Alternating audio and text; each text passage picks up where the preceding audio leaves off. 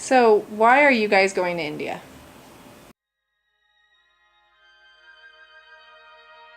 I see the walls, then see them fall. We break through them all.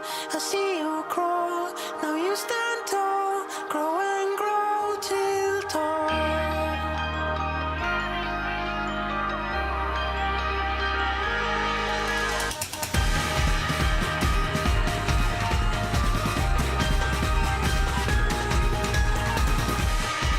And stormy scream against the stream, our eyes watering.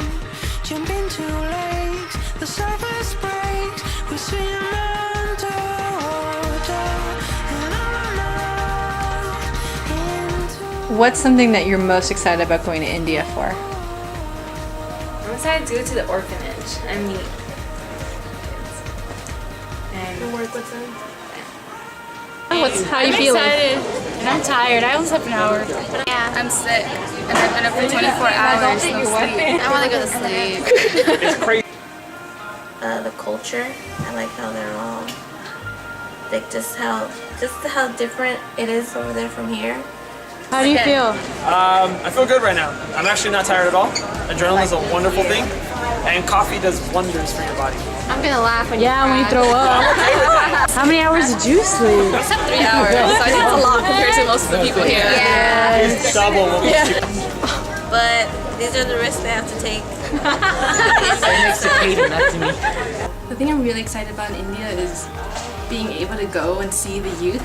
Like, they spent the last 7 months planning, thinking, dreaming about going to India.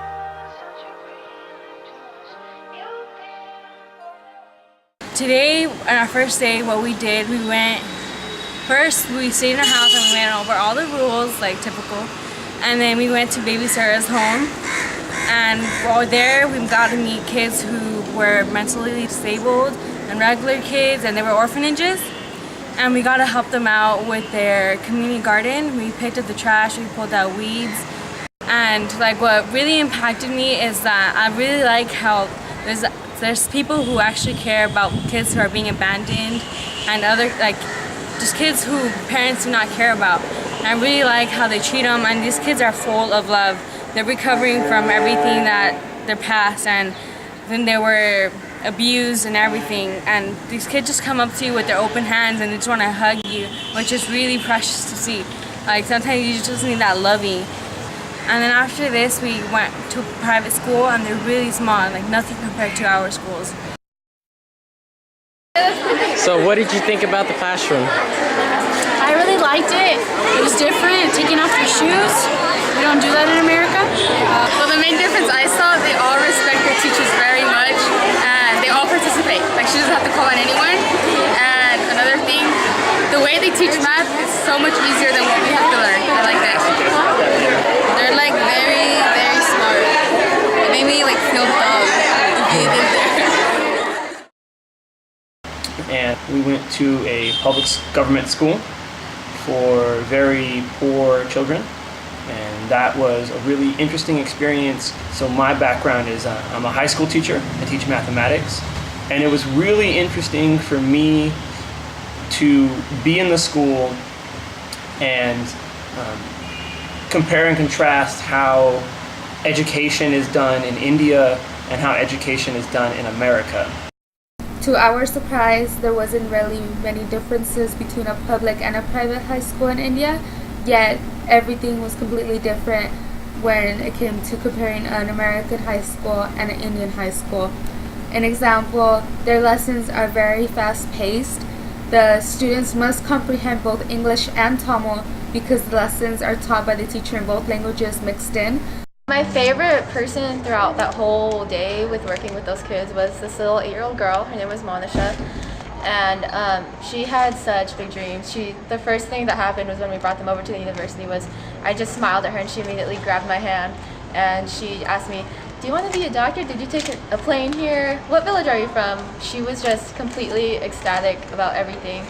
And she told me that she had a lot of big dreams. She wanted to go to the United States and study to become a doctor so she can help her family and that she really wanted to just get out of that slum as soon as she grew up. They really enjoyed talking to us and asking us questions and like what was the United States like, and we asked them what India was like and how their teaching method was and everything. And they have a lot of respect towards the teachers, and they like stand up when they told to stand up. They sit down. Day 10. Where are we going? That way.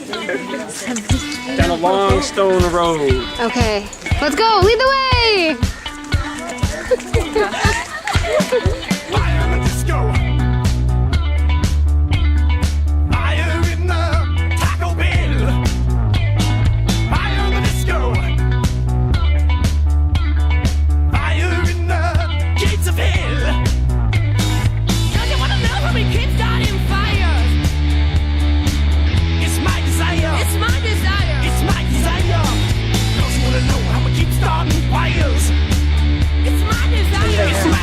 We've never gone this direction before.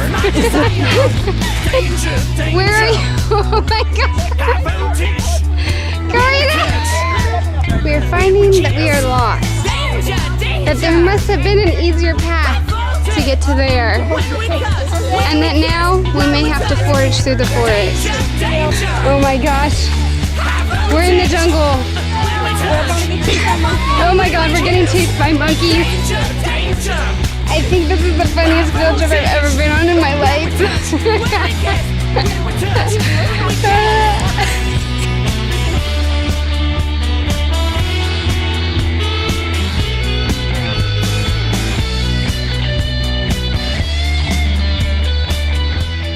Today, day 4, we went to Auroville. It was a really interesting experience. We started out by taking the bus there on our rickety rockety bus. And once we got there, we went to the tourist center and we watched a video. The video was very Star Wars-esque, but it gave us a brief history of Auroville.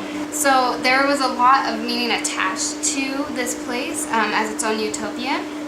And we had some questions about it, like what makes a utopia? What does utopia look like? What does it have to do with borders? And for myself personally, when I think of a utopia, I have a hard time imagining that it's okay to create a place that is separate from the rest of humanity and from our brothers and sisters, and that we can work together to make change and not separate ourselves for that change. So that was one aspect of my personal opinion. We saw the Matra Mandir, which is the soul of Auroville. And it is like a big gold golf ball, as Jose said. And it's in the middle. It's kind of like, it looks like an eye when you look at the shape of Auroville. It's like the pupil of the eye. And they have this, they have it be in the center. And to live in Auroville, they said that one must be a servant of the divine consciousness. It is like the force, the central cohesive force. For me, personally, I see utopia as like a place where Aini is the answer to community struggle. And Aini is a term that I learned from Grocology and Ursula, one of the Peruvian volunteers. And that is the idea that members of a community work together to work crops, work harvest, and when they do that, they all reap the benefits because work is done more quickly, they have more time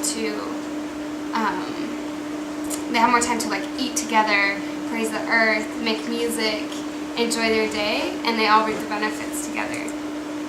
Today we had our first class of Tamil. It was very different and difficult. We learned so much, we were taught so much in such little amount of time, but the thing I learned from Moshani was the true meaning of hospitality.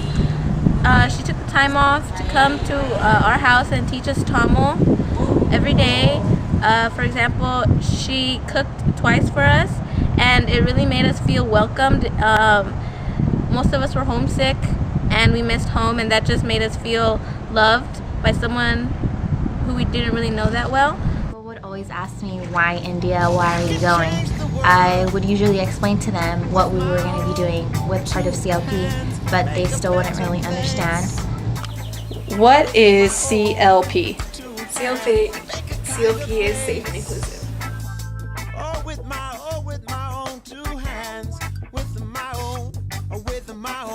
CLP is working with the community.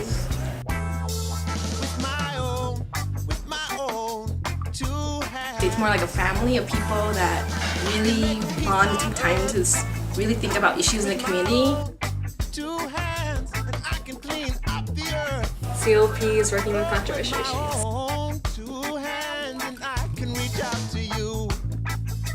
CLP is making change. Utopia.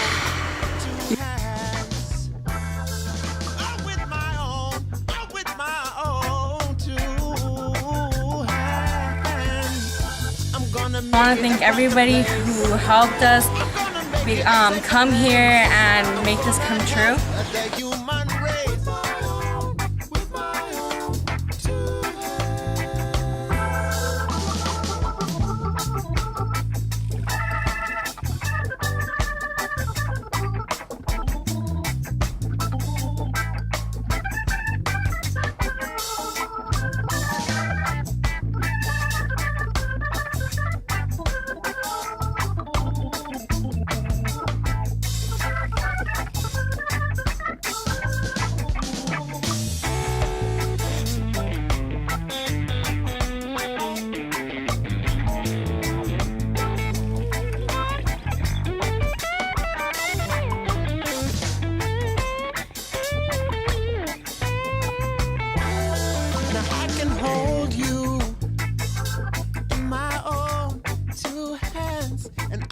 Comfort you.